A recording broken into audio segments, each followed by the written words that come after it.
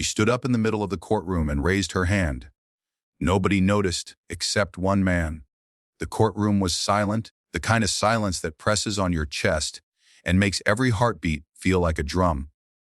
All eyes were on the defense attorney, a man with a slick suit and a confident smile, who was confidently tearing apart the case against the corporation accused of poisoning a small town's water supply.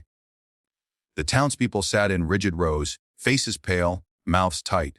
Their lives had been upended, children with rashes, adults with chronic illnesses, livelihoods destroyed, but the power of money and influence made them feel invisible. She was invisible too. Marla Jensen, 32, a single mother, had spent the past 5 years fighting for justice. Her husband had died of a mysterious illness shortly after moving back to the town where he grew up. At first, the doctors had shrugged off their concerns, blaming genetics, lifestyle, bad luck. But Marla knew better. She had seen the water change color after heavy rains. She had heard the whispers about the factory upstream, and she had lost her husband to the truth nobody wanted to acknowledge. Marla had been subpoenaed as a witness, but she hadn't spoken yet. She had watched as lawyers twisted words, as the judge grew impatient, as the jury nodded at rehearsed statements. And then, in that unbearable moment, a courage she didn't know she still possessed surged inside her. She stood up. She raised her hand. No one noticed. At first, the courtroom seemed frozen in routine, the officials too accustomed to silencing those without power. But then she felt a hand on her shoulder. She looked up to see a man older, with deep lines etched into his face, his eyes bright and piercing. He was a retired judge now volunteering for the case pro bono. "Go on," he whispered. "They will hear you." The words were a spark, and suddenly, her voice erupted, not with fear, but with the fire of every injustice she had witnessed.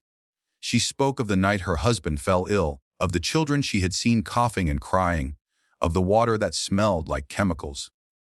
She spoke with evidence, photographs, and documents that had been ignored. Her voice shook at first, but then steadied, growing stronger with each word. The courtroom began to stir. Faces that had been bored or indifferent turned towards her. The defense attorney leaned back, trying to maintain composure, but sweat glistened on his forehead. The jurors exchanged glances, some leaning forward as if her words could physically hit them. The power of truth, of raw lived experience, was undeniable, but her testimony wasn't easy. She faced ridicule, intimidation, and subtle threats.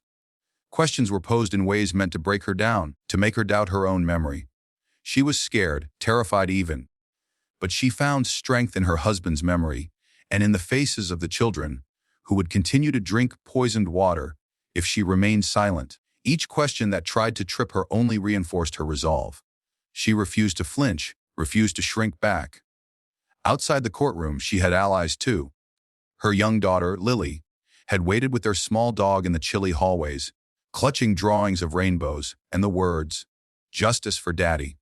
Community members she hadn't even known were watching streamed in, offering support, letters, and encouragement. The man who had first encouraged her, Judge Freeman, stood silently at the back, a quiet pillar of faith in her ability to see the truth through. Days passed, and the hearings continued. Marla's courage inspired others. One by one, other witnesses who had been too afraid to speak came forward. Stories interwove, forming a tapestry of collective pain, frustration, and courage that no lawyer could shred. The courtroom transformed from a theater of intimidation into a sanctuary of accountability. Finally, after weeks of testimony, the verdict came. The corporation was found guilty. The families of the town received restitution, and new regulations were mandated to prevent further contamination. It was a hard-won victory, and Marla knew the fight wasn't over.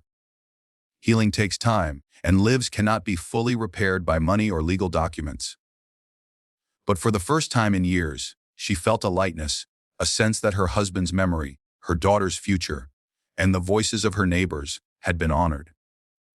As Marla walked out of the courthouse, she looked at the crowd gathered outside. They cheered, but more importantly, they looked at her differently now. She had been just one voice, one hand raised in a room full of indifference. And yet, that single act had shifted the course of many lives. Judge Freeman caught up to her, placing a firm hand on her shoulder. "You reminded them all," he said softly. "That courage doesn't come from power. It comes from standing even when nobody notices. Marla smiled, tears streaming down her face. She thought of her husband, of her daughter, and of the countless others who had been silenced for too long. Sometimes, she realized it only takes one person to speak for the world to start listening. And that one person, she knew now, could be anyone, even her. This story has a powerful hook, the hand raised in a silent courtroom. Emotional depth, grief, loss, fear, courage, and hope. Relatable characters, a grieving mother, her daughter, the supportive retired judge. Challenges fighting a powerful corporation, personal loss, intimidation, fear of speaking. Resolution, justice served, personal growth, inspiration for others. Message, one voice can make a difference. Courage is about standing even when unnoticed.